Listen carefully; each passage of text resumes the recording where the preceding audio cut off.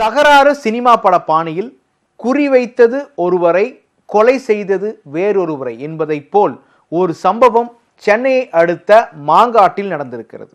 குற்றவாளிகள் சிக்கியது எப்படி? நடிகர் அருள்நிதி நடிப்பில் வெளியான தகராறு திரைப்படத்தில் நாயகனை குறிவைக்கும் கும்பல் தவறுதலாக அவரது நண்பரை கொலை செய்துவிடும். நிஜத்திலும் இப்படி ஒரு சம்பவம் நடந்துள்ளது.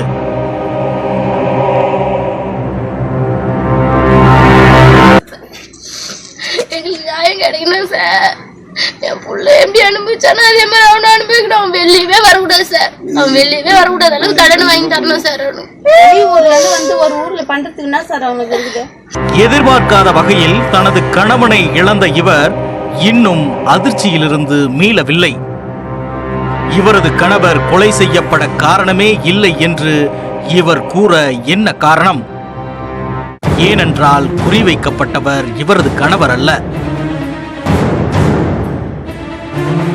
மாங்காடு கொளப்பாக்கம் காந்தி தெருவைச் சேர்ந்தவர் முருகன். இவரது 21 வயது மகன் தினேஷ் கார் ஓட்டுநராக வேலை செய்து வந்தார்.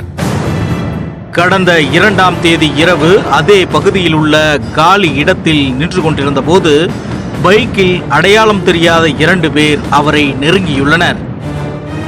அவர்களிடம் நீங்கள் யார் என தினேஷ் கேட்டுள்ளார்.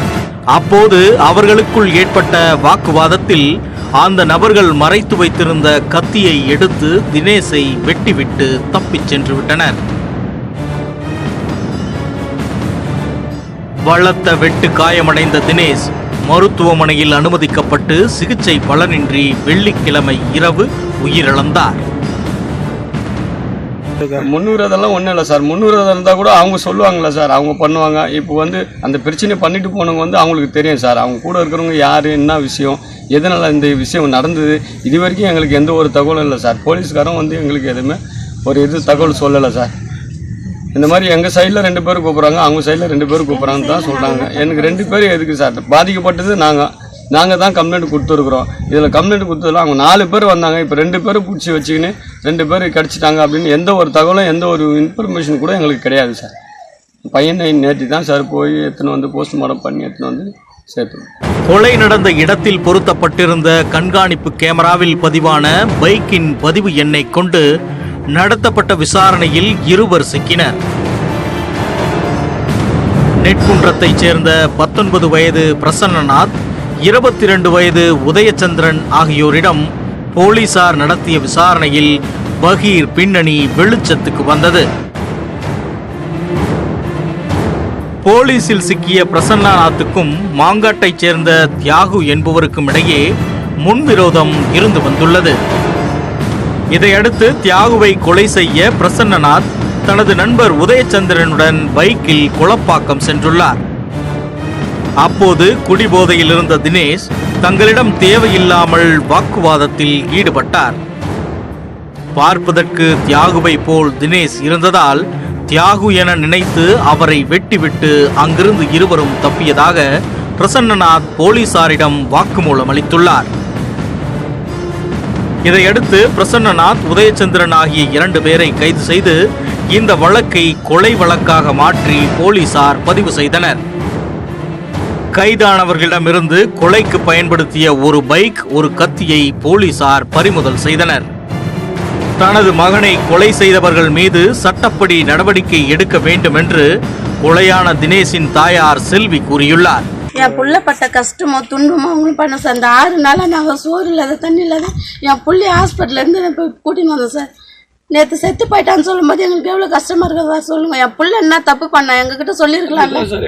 சொல்லுங்க சார். என் புள்ள என்ன தப்பு பண்ணா சொல்லுங்க சார். பண்ணியிருந்தா கூட எங்கள் மனசாருக்கு ஒரு கையை காலை கூட வச்சிருக்கலாம் சார். பட்டுன்னு 2 அடி அடிச்சிருக்கலாம். இந்த மாதிரி உயிர் போகிற அளவுக்கு பண்ணலாமா சார்? நீங்கள் நல்ல தண்டனை வாங்கி கொடுக்கணும் சார். இது கொடுக்கலனால நான் சும்மா விட மாட்டேன் சார். மகளிர் போலீஸ் வச்சாவது நான் தண்டனை வாங்கி கொடுப்பேன் சார்.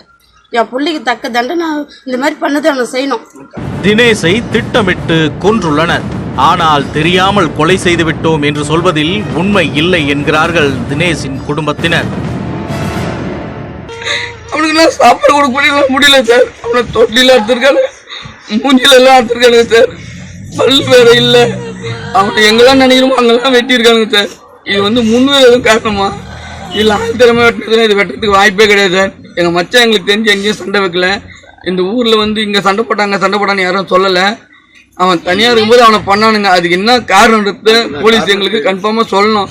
சொல்லலைன்னா நாங்கள் கமிஷன் ஆஃபீஸுக்கு போவோம், இல்லை நாங்கள் மறியல் பண்ணுவோம், எல்லா இடத்துலையும் போவோம். நாங்கள் எங்களால் முடிஞ்சது நாங்கள் எல்லாத்தையும் பண்ணுவோம். ஆனால் கைதானவர்கள் கொடுத்த வாக்குமூலத்தில் தவறுதலாக தினேஷை கொலை செய்துவிட்டதாக கூறியுள்ளனர். குறிவைக்கப்பட்ட இளைஞர் தப்பி தற்போது உயிருக்கு பயந்து வெளியூரில் தலைமறைவாகிவிட்டதாக போலீசார் கூறியுள்ளனர்.